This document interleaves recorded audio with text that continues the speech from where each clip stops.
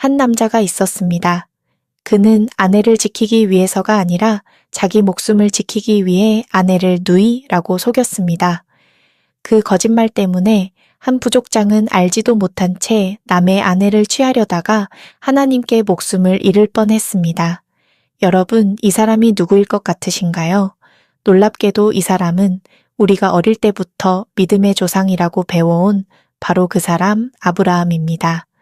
우리는 아브라함이라는 이름을 들으면 자연스럽게 떠올립니다. 하나님의 부르심에 즉시 순종해서 고향을 떠난 사람, 이삭을 제단에 바칠 만큼 흔들림 없는 믿음을 가진 사람.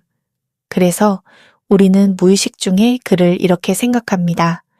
저 사람은 원래부터 믿음이 남달랐던 사람일 거야. 태어날 때부터 믿음이라는 재능을 타고난 사람일 거야. 그런데 성경을 자세히 들여다보면 아브라함은 원래 그런 사람이 아니었습니다.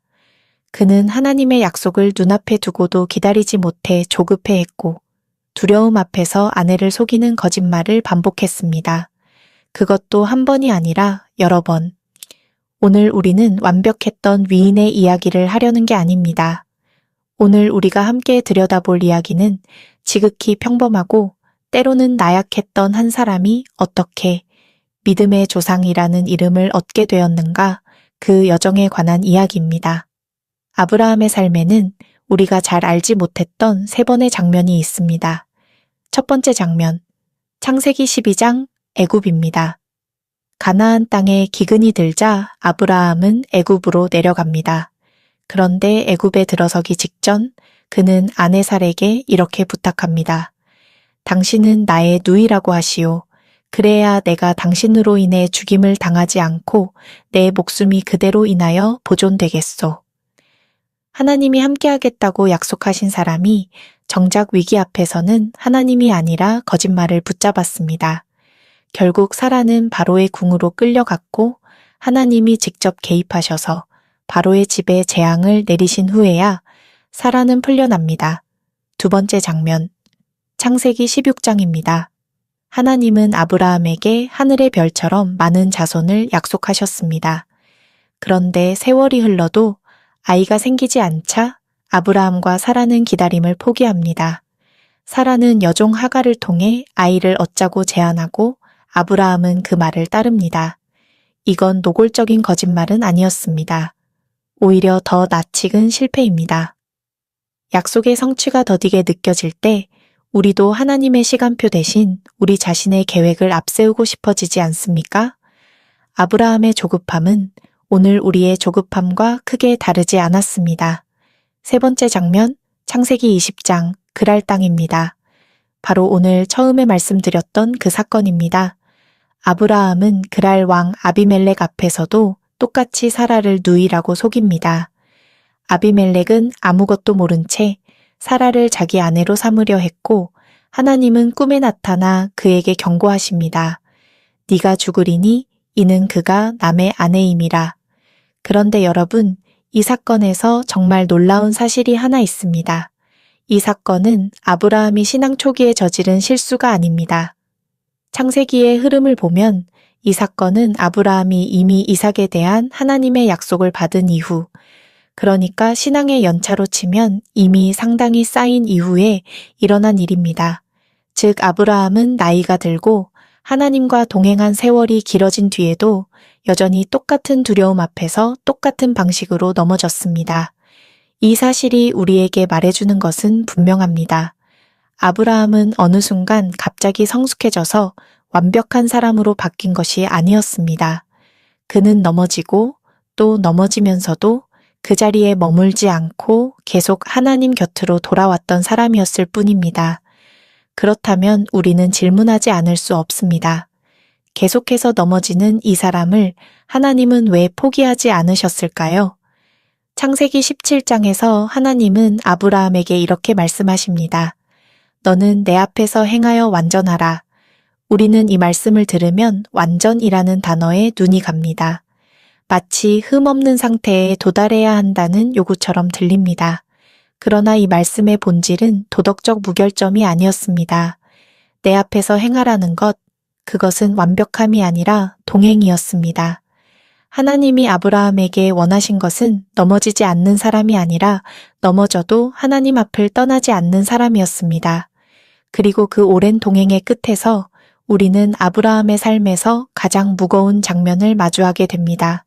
창세기 22장 모리아산입니다. 하나님은 아브라함에게 말씀하십니다.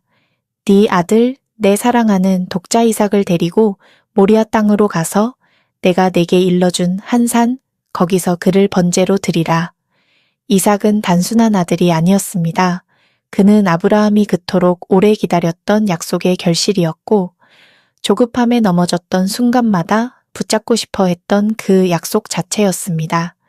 그런데 하나님은 바로 그 이삭을 내어놓으라 하십니다. 놀랍게도 아브라함은 지체하지 않습니다. 다음 날 아침 일찍 일어나 나귀의 안장을 지우고 나무를 쪼개어 이삭과 함께 산으로 올라갑니다. 이삭이 묻습니다.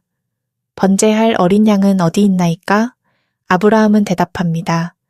번제할 어린 양은 하나님이 자기를 위하여 친히 준비하시리라.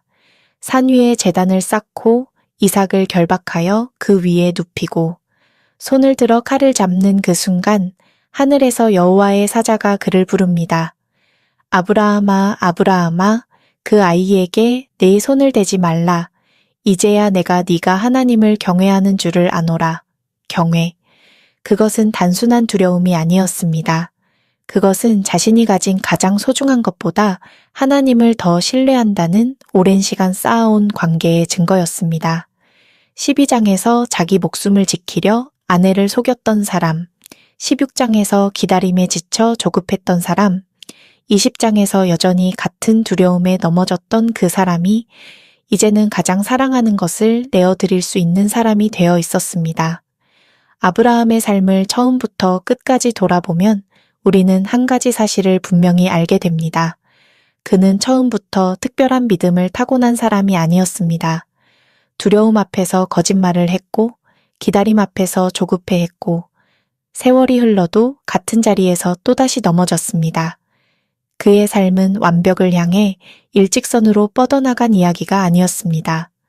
넘어지고 돌아오고 또 넘어지고 또 돌아오기를 반복한 이야기였습니다. 그를 다시 일으켜 세운 것은 그의 의지가 아니었습니다. 실패할 때마다 먼저 찾아와 다시 손을 내미신 하나님이 계셨습니다. 그리고 그 손을 붙잡고 걸었던 오랜 세월 끝에 그는 마침내 자신이 가진 가장 소중한 것마저 내어드릴 수 있는 사람이 되어 있었습니다. 그를 믿음의 조상으로 만든 것은 완벽함이 아니었습니다.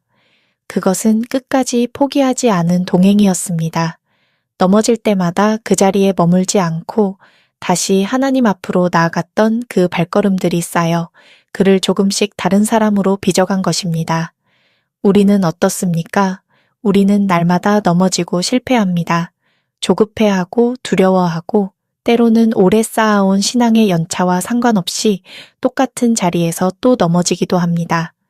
하지만 그것이 우리가 하나님과의 동행을 포기할 이유가 되지는 않습니다.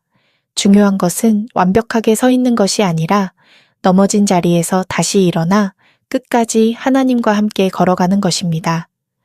아브라함이 그러했듯이 우리의 믿음도 하루아침에 완성되지 않습니다. 그러나 넘어질 때마다 다시 그분 앞으로 나아가는 그 걸음이 쌓일 때 우리 역시 조금씩 그분을 닮아가게 될 것입니다. 오늘 영상이 좋으셨다면 구독과 좋아요로 응원해 주시기를 부탁드립니다. 감사합니다.